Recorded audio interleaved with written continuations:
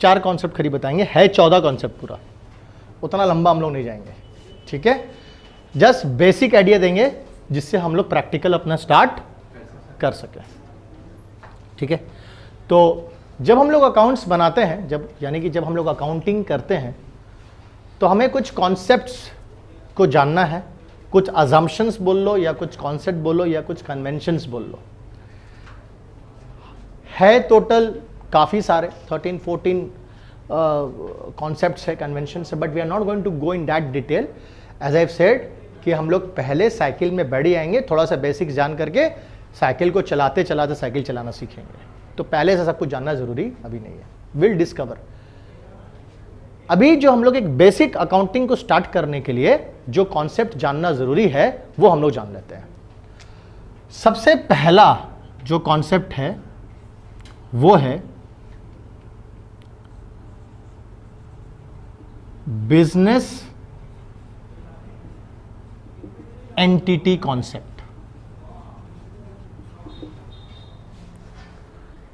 Business entity concept. Entity basically एक body है, एक इंडिविजुअल।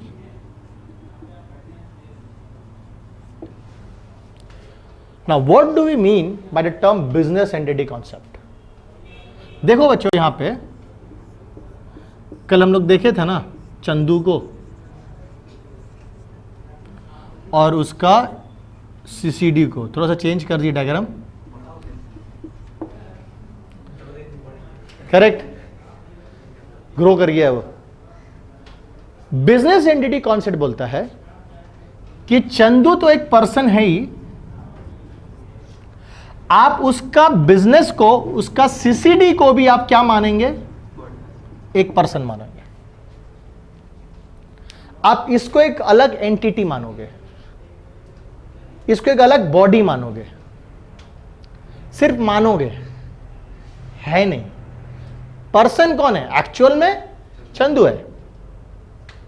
बट जब हम लोग अकाउंट्स करते हैं, जब हम लोग अकाउंटिंग करते हैं, तो अगर हम लोग ये चीज को समझ ले, जस्ट थोड़ा देर के लिए, सिर्फ अकाउंटिंग करते वक्त हम लोग ये चीज को अज्यूम कर ले कि ये भी एक क्या है? पर्सन है, तो हमें आसानी होगा अकाउंटिंग करने के लिए। क्यों आसानी होगा? क्यों इजी होगा? क्योंकि हम अकाउंटिंग जब करते हैं तो किसका करते हैं? बिजनेस का करते हैं, ना कि बिजनेस का ओनर का करते हैं। ये लोग दोनों को सेपरेट किया जाता है एज पर अकाउंटिंग कॉन्सेप्ट के अनुसार से। सो अकाउंट की दुनिया में, in the world of accounting, only for the purpose of doing accounting, you just need to think that the Chandu is a different person, a separate person, and his business, the CCD जो उसका business है वो एक अलग entity है। इसकी पहचान चंदू से अलग है। चंदू का पहचान अलग है, इसका पहचान अलग है। तो आप जब अकाउंटिंग करते हो तो आप किसके बुक्स में करते हो? सीसीडी के बुक्स में करोगे। किसके बिहाफ से सोचोगे? सीसीडी के बिहाफ से सोचोगे। समझ में आ रहा है? किसका ट्रांजैक्शन रिकॉर्ड करोगे? सीसीडी का ट्रांजैक्शन रिकॉर्ड करोगे। समझ में आ रहा है? आपको इसका तरफ से सोचना नहीं है, आपको इसी के तरफ से सोचना है। दैट इज व्हाट पहला कॉन्सेप्ट। ये सबसे इंपॉर्टेंट है। हम भले ही तुमको आज बता दी, तुमको सुनने में लग रहा होगा कि ये तो बहुत इजी है, लेकिन ट्रस्ट में जब तुम लोग करोगे तो तुम लोग देखना तुम लोग से गलती होगा। हमने देखा ये चीज, जितना भी आदमी समझ जाता है, लेकिन खुद हम लोग क्या करते हैं? सामने वाला का नजरिए से सोचना शुरू कर देता है। बस वहीं पे गलती का शुरुआत हो गया। आपको हमेशा ये पॉइंट पकड़ के रखना, इससे भटकना नहीं है कि हमको कभी भी सामने वाला का नजर से सोचना नहीं है। हमको जो भी सोचना है अपने नजरिए सोचना है। और हम अपने आप को सीसीडी समझ गए, हम अपने आप को एक पर्सन समझ गए, और उस पर्सन को हम अपने आप को सीसीडी समझ रहे हैं। That is what business entity concept is all about. The second concept is going concern.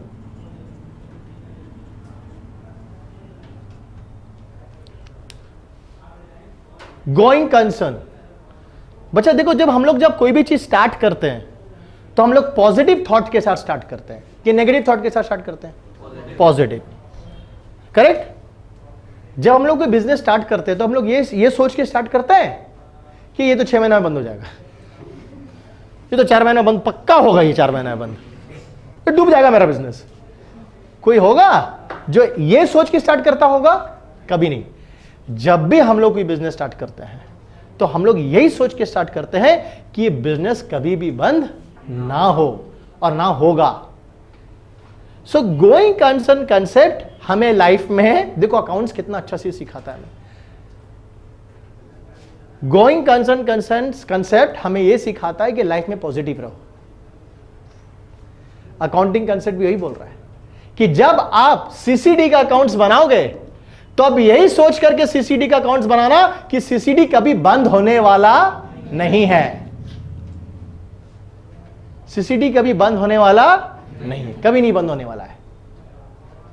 Clear है? So this is what you have to think.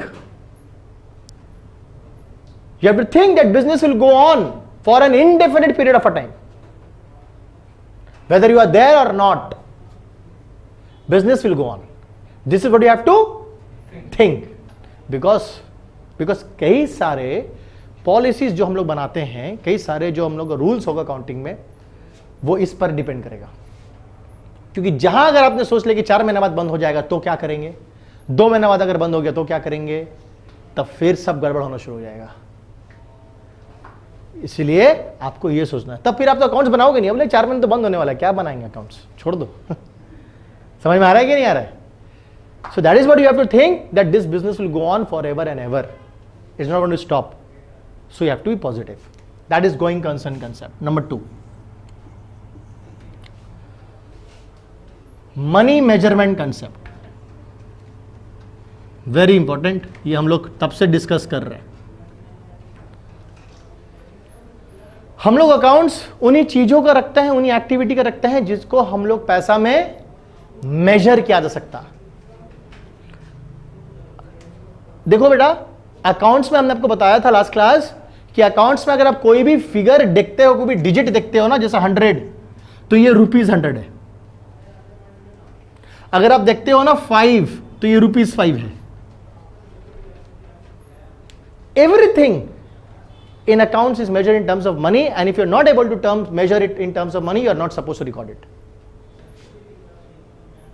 हम उन्हीं एक्टिविटीज को रिकॉर्ड करते हैं, उन्हीं ट्रांजैक्शंस को, उन्हीं एक्टिविटीज को रिकॉर्ड करते हैं जिनको मनी में मेजर किया जा सके, जिसका एक पैसा में मोल लगाया जा सके। जैसे जब हम लोग पेट्रोल खरीदते हैं तो लीटर में खरीदते हैं, हम लोग कपड़ा खरीदते हैं तो मीटर में लेते हैं, डिस्टेंस मेजर करते हैं तो हम लोग किलोमीटर में मेजर्स करते हैं। एग्जैक्टली उसी तरह अकाउंट्स में हम लोग इकोनॉमिक एक्टिविटीज को किस में मेजर करते हैं, मॉनिटरी टर्म्स में, दैट इज इंडियन, हम लोग का इंडिया में रुपीज में, यूएसए में डॉलर में।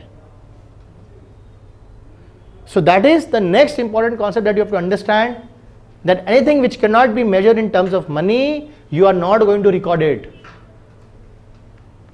सो हम लोग सब चीज को पैसा में तोलते हैं, मनी में मेजरमेंट करते हैं। तो हमारा स्केल क्या हो गया, money is the scale, rupees is the scale. हमारे लिए स्केल क्या है, रुपीज। सो हम लोग सब चीज को कौन सा स्केल में मेजर कर रहे हैं, रुपीज में मेजर करेंगे। सो पहला हो गया बिजनेस एंटिटी कंसेप्ट, सेकंड क्या हो गया, गोइंग कंसर्न कंसेप्ट, थर्ड क्या हो गया, मनी मेजरमेंट कंसेप्ट। ठीक, इसको एक्चुअली बोला जाता है रेवेन्यू रियलाइजेशन कंसेप्ट या रेवेन्यू रिकग्निशन कंसेप्ट। हम यहां पे सीधा रियलाइजेशन या रिकग्निशन कंसेप्ट के नाम लिखेंगे और इसको मैं 2 पार्ट में डिवाइड करूंगा, एक रेवेन्यू में और एक एक्सपेंसेस में। And with this will and the class today.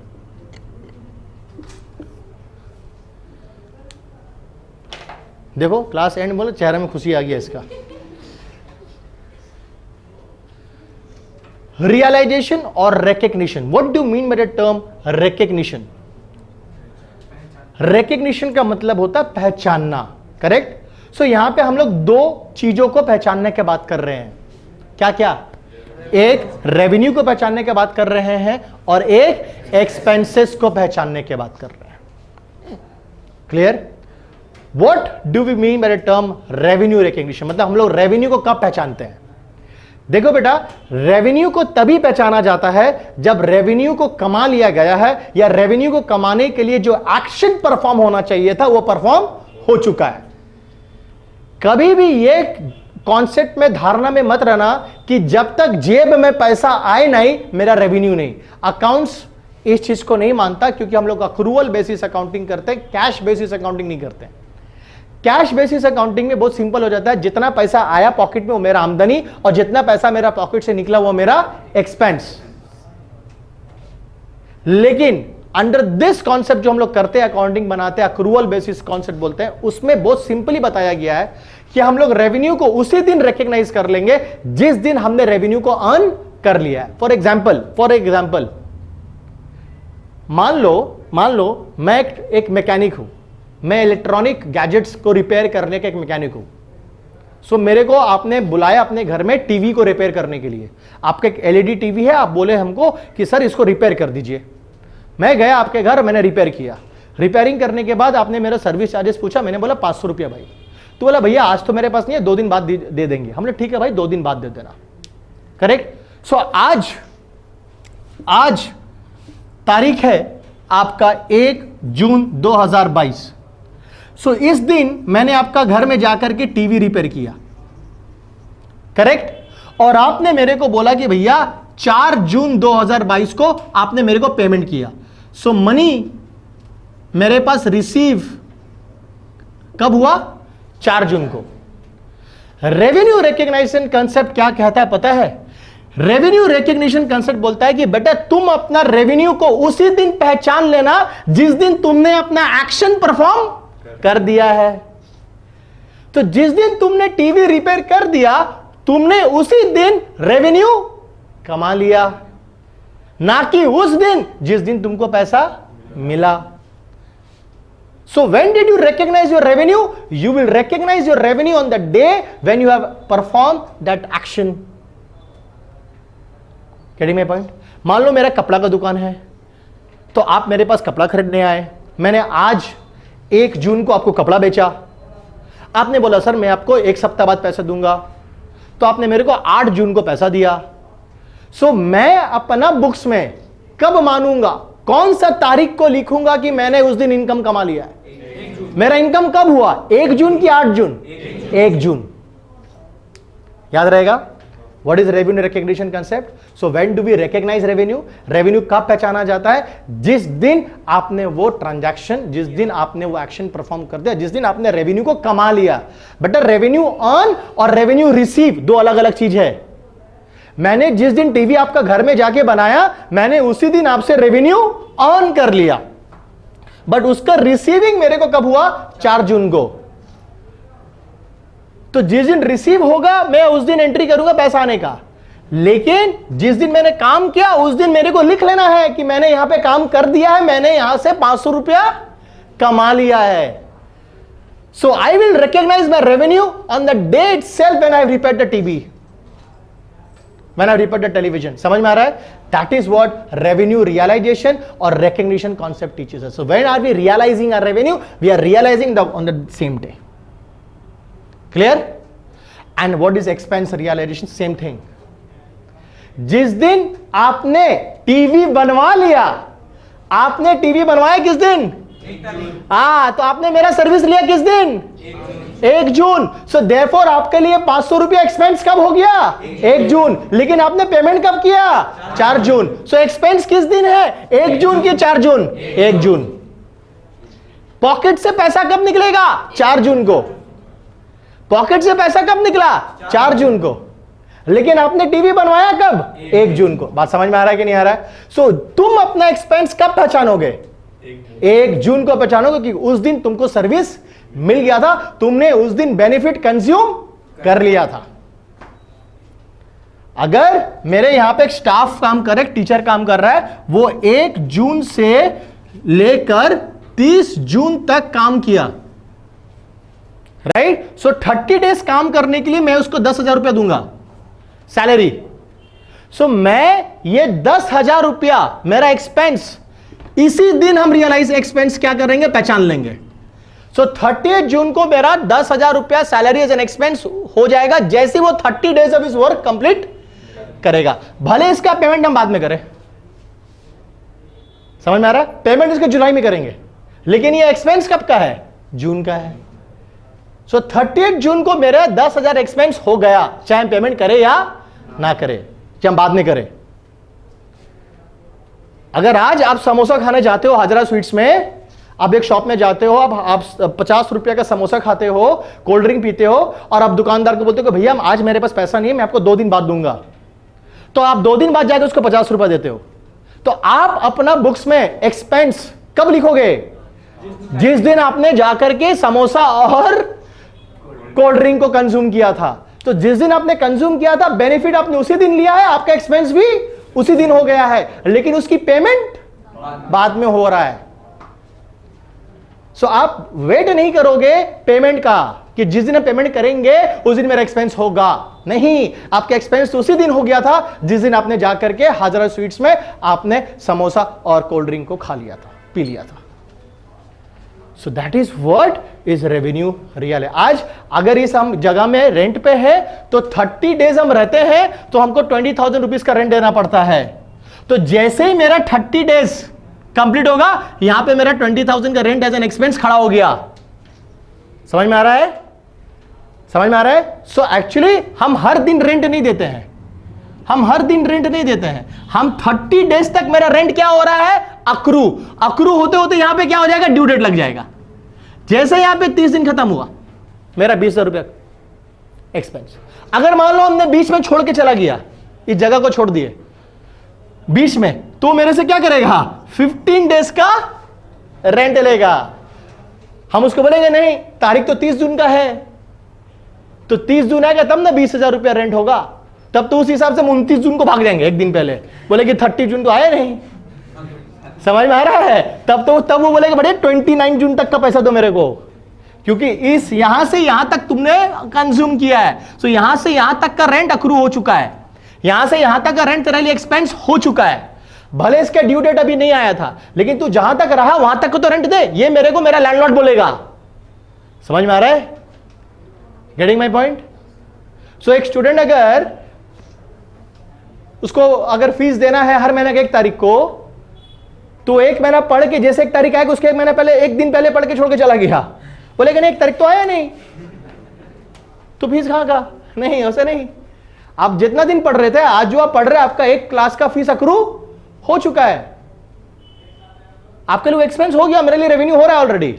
But मैं लूंगा एक पर्टिकुलर तारीख को। सो उस दिन तक जितना आपका क्लासेस होगा उसका अक्रू होकर के मैं एक बार लूंगा। क्लियर है? That is what is revenue realisation and expense realisation concept. इसको हम लोग बेसिकली बुक में देखोगे तो रेवेन्यू रिकग्निशन कंसेप्ट बोलता है इसको, बट हम क्या बोलते हैं? हम बोलते हैं इसको रियलाइजेशन कंसेप्ट। दोनों में समझ लो, एक्सपेंस को भी समझना है और रेवेन्यू, क्योंकि ये दोनों इंपॉर्टेंट है कि आप अपना रेवेन्यू को कब पहचानोगे और अपना एक्सपेंस को कब पहचानोगे। ये दोनों बहुत जरूरी होता है। तो मतलब उसमें कोई काम नहीं है वाली चीज का? एकदम काम है, उसको तो एंट्री होगा। ट्रांजैक्शन तो आज भी हुआ। जिस दिन हम तुम्हारा टीवी बनाए, हमने आपको सर्विस दिया और आपने मेरे को वचन दिया, प्रॉमिस कि आप हमको पैसा देंगे। ट्रांजैक्शन तो आज भी हुआ, और जिस दिन तुम हमको पैसा दोगे, समझ में आ रहा है, उस दिन भी ट्रांजैक्शन हो रहा है, हमको पैसा तुमसे मिल रहा है और तुम्हारा प्रॉमिस खत्म हुआ आज। Getting my point? सो जिस दिन पैसा लिखने को तो एंट्री करनी है, पैसा आने को तो एंट्री करनी है। नो, ये कोई इसमें हो ही नहीं सकता है कि इसमें पैसा लिखने की एंट्री ना हो। क्लियर है?